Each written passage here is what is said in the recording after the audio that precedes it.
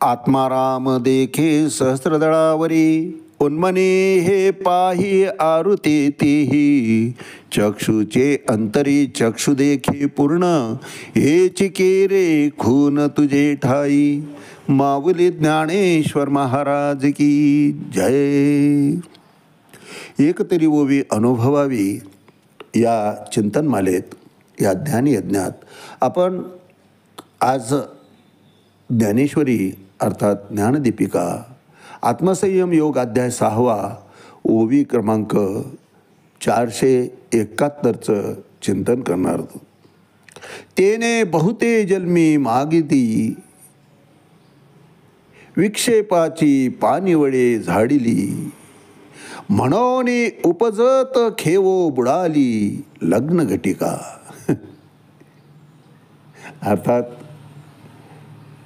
श्रीमद भगवद्गीता आत्मसंयम योग अध्याय 6वा श्लोक 45. प्रयत्नात यतमानस्तु योगी संसिद्ध किल्बिषा अनेक जन्म संसिद्धी ततो याती पराम गतिम.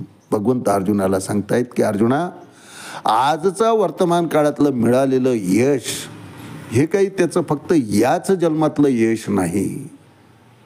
जन्मोजन्मीचा पुण्यसंचय, जन्मोजन्मीचं सत्कार्य, जन्मोजन्मीचा योगाभ्यास, जन्मोजन्मीच्या आत्मज्ञानाची प्राप्ती या योगाने केलेली असते आणि तो प्रगत होत होत होत आज जे फलप्राप्त दिसतं आहे त्या स्थितीला तो पोहोचलेला असतो. आणि शेवटी अशाच प्रकारचे प्रयत्न करत करत प्रयत्नात यतमानस्तु योगी संसिद्ध किल्बिषा, सर्व पापातून, सर्व प्रकारच्या आसक्तीतून, सर्व प्रकारच्या इच्छा आकांक्षातून तो मुक्त होतो, विरक्त होतो. आणि ही विरक्त अवस्था प्राप्त होण्याकरता जन्मोजन्मीची साधना त्याच्या पाठीशी असते. आणि या साधनेच्या बळावर, या सतत प्रयत्नशील राहिल्यामुळं ततो याती पराम गतिम, तो या पूर्व परमस्थितीला अर्थात मोक्षा पदाला सहजपणे प्राप्त होतो. भगवंताच्या कृपा प्रसादानंच हा योगभ्रष्ट मनुष्य पुन्हा मृत्यूलोकी जन्माला येतो. पण कुठं? चिंतन केलं आपण.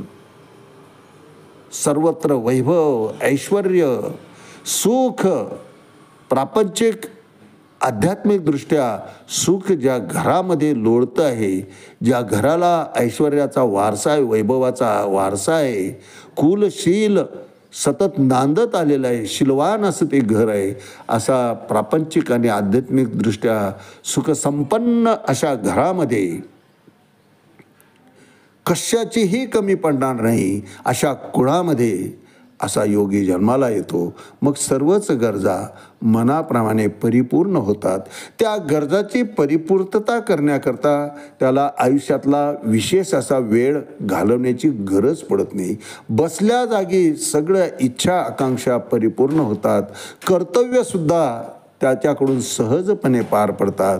कुटुंबाचं पालन पोषण म्हणा, त्यांच्या आर्थिक गरजा असतील, काही सामाजिक कर्तव्य असतील, अध्यात्माच्या दृष्टीनं काही कर्मकांड असतील, ते सगळेचे सगळं त्याच्या या सुखसंपन्न घरामध्ये जन्म घेतल्यामुळं सहजपणे पार पडत जातात. आणि त्यामुळं निरीच्छ होऊन आता काहीच करण्यासारखं शिल्लक नाही ही अवस्था त्याच्या ठिकाणी प्राप्त होते. आणि खऱ्या अर्थानं तो योगारूढ होतो, योगी बनतो, सर्व पापातून शुद्ध होतो. आणि अशा शुद्ध अवस्थेत आल्यामुळं आपोआपच प्रगत होत होत होत आपलं अंतिम साध्य त्याला प्राप्त होतं. मोक्षपदाची त्याला प्राप्ती होते, भगवत धामाची त्याला प्राप्त होती. आणि यावरच भाष्य करताना माऊली आजच्या या 471 क्रमांकाच्या ओळीत म्हणतात, तेने बहुती जन्मी मागिली विक्षेपाची पानिवळे झाडिली म्हणून उपजत खेवो बुडाली लग्न घटिका. बुद्धिरूपी लग्न घटिका जी आहे काहीच शिल्लक न राहिल्यामुळं त्यानं मागल्या अनेक जन्मात या विक्षेपाचा प्रतिबंध हाच कोणी पाण्यावरील केर कचरा त्यानं झाडून टाकलेला असतो म्हणे. शुद्ध स्वच्छ निर्मळ असं जीवन त्याला प्राप्त झालेलं असतं आणि त्या मांगल्यामुळं त्याची लग्न घटिका म्हणजे त्याचा जन्म होताच क्षणी त्याची लग्न घटिका बुडाली. म्हणजे त्याच्या इच्छा आकांक्षा त्याच ठिकाणी समूळ नष्ट होऊन जातात आणि शुचिरभूत पवित्र मांगल्य असं आपलं बळ, आपलं सामर्थ्य, आपलं योग, आपला आत्मज्ञान ही शिदोरी घेऊन तो पुढे मार्गस्थ होतो. तेने बहुते जन्मी मागली विक्षेपाची पाणी वडे झाडली. हे काही याच जन्मात विरक्ती त्याच्या नशिबात आलेलं नाही. जन्मोजन्मीचं त्याचं प्रयत्न असतो. प्रयत्नात यतमान असतो योगी संसिद्ध किल्मिषा. अनेक जन्म संसिद्धी ततो याती परामगती. तेव्हा कुठं ही अवस्था त्या योगाला प्राप्त झालेली असते. आणि त्यावेळेस भाष्य करताना माऊली म्हणतात तेने बहुते जन्मी मागिले विक्षेपाची पाणी वडे झाडिली म्हणून उपजत खेव बुडाली लग्न घटिका.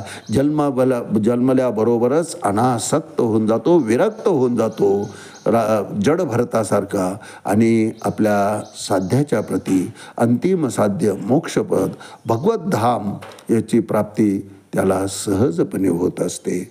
तेने बहुते जन्मी मागिली विक्षेपाची पाणी वडे झाडिली म्हणून उपजत खेवो बुडाली लग्न घटिका. आज याच ठिकाणी थांबूया. रामकृष्ण हरी पुंडलिक वरदा हरी विठ्ठल श्री ज्ञानदेव तुकाराम पंढरीनाथ भगवान की जय.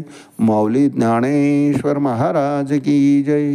जगद्गुरु तुकाराम महाराज की जय. शांती ब्रह्म एकनाथ महाराज की जय. आदिशक्ती मुक्ताबाई की जय.